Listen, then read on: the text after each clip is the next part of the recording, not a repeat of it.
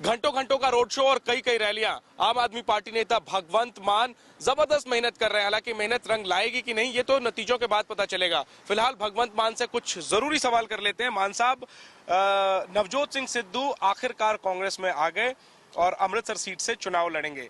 आम आदमी पार्टी की प्रतिक्रिया, आप लोगों ने भी कोशिश की थी उनको लाने की। देखिए, अरविंद जी ने ट्वीट भी किया था कि अगर नहीं भी आएंगे उनकी इज्जत हमारे दिल में कम नहीं होगी।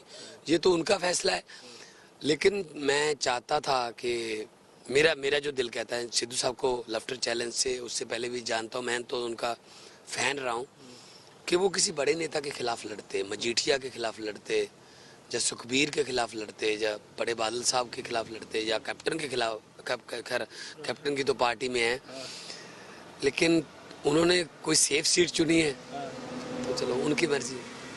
आप कह रहे हैं कि आप उनको इनवाइट कर रहे हैं जलालाबाद से सुखबीर बादल और आपके खिलाफ चुनाव लड़ने के लिए? अगर आते हैं तो लोकतंत्र, वो भी कहते हैं ना कि गुरु हो जा शुरू, तो मैं भी ये कहता कि जलालाबाद से अगर आते तो पता चल जाता कि लोग जो हैं, लोकतंत्र में लोग बड़े होते हैं, अगर उनको भी वोट देते लोग। लेकिन इसका मतलब थोड़ा मुझे, जैसे कैप्टन साहब लंबी से भी लड़ने की उम्मीद है, लंबी से भी 2 सीट, तो इसका मतलब इनको ये पता चल गया है कि आम आदमी पार्टी ने जो कहा था वो सच है, कि अकाली दल और कांग्रेस आपस में मिले हुए हैं। तो ये इसको थोड़ा लोगों का ध्यान बटाने के लिए ये ऐसा कर रहे हैं।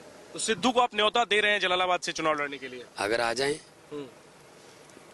तो अगर क्या आ जाए, आप इनवाइट कर दीजिए। आपके मैं कहता हूँ, मैं तो कहूँगा कि हाँ, गुरु हाँ, हो जा शुरू, जलालाबाद में हो जा शुरू, मजा आएगा। आ जाएगा। ठीक है सर, ये जो डेवलपमेंट नया हुआ है, कैप्टन लड़ रहे हैं लंबी से, सिद्धू आ गए हैं, क्या परिवर्तन देखते हैं आप? कहीं ना कहीं असर तो देखिए, लोकतंत्र में सबको हक है, कोई कहाँ जाए, कहाँ से लड़े, ये सबको हक है। फैसला तो 11 मार्च को आएगा ना। ठीक है, 4 फरवरी को लोग फैसला करेंगे, 11 मार्च को आएगा। 11 मार्च को 11 बजे के बाद मुझे पूछ लेना। चलिए सर, आखिरी सवाल। मैंने देखा 5 घंटे आपने रोड शो किया, 2 रैलियां हो चुकी हैं, 1 रैली और आपको करनी है। थक नहीं रहे आप? वजह क्या है?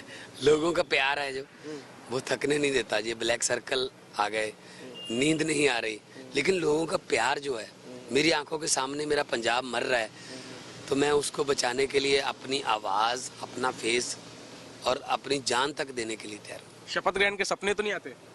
नहीं। लेकिन आप कुर्सियों पे, रैलियों में मैं देखता हूँ कि आप कुर्सी पर खड़े होकर के भाषण देते हैं।